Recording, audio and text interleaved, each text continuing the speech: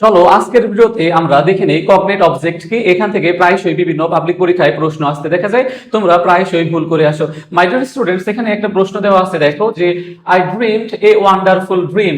এখানে দেখো যে ড্রিম রিটেইনড অবজেক্ট হবে নাকি কগনেট অবজেক্ট হবে, রিফ্লেক্সিভ অবজেক্ট হবে নাকি ফ্যাক্টিটিভ অবজেক্ট হবে, এই প্রশ্নটা কিন্তু প্রায়শই বিভিন্ন পাবলিক পরীক্ষায় আসতে দেখা যায়।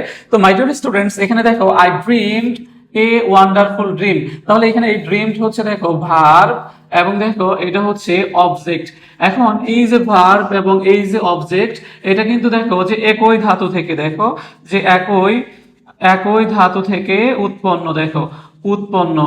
এখন আমরা যে বিষয়টা মাথায় রাখবো সেটা হচ্ছে কোন একটা বাক্যের ভার্ব এবং অবজেক্ট যদি একই ধাতু থেকে উৎপন্ন হয়, তাহলে এই যে ভার্ব, এই ভার্বটা হবে কগনেট ভার্ব। তাহলে ভার্ব হবে কি ভার্ব? Cognate verb. আর অবজেক্ট হবে কগনেট অবজেক্ট। তাহলে এখানে দেখো যে I dreamed a wonderful dream, এখানে ড্রিমড এবং ড্রিম হচ্ছে একই ধাতু থেকে উৎপন্ন, এ কারণে এই অবজেক্টটা হবে দেখো যে কগনেট অবজেক্ট। কি হবে?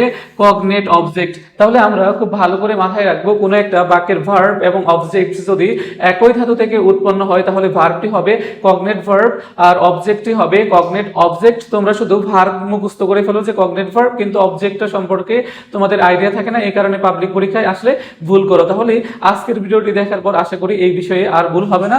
আমাদের এখানে অবজেক্টটি জানতে চাওয়া হয়েছে, এই কারণে এখানে আমাদের উত্তর হবে কগনেট অবজেক্ট। আশা করি তোমরা সকলেই বুঝতে পেরেছো।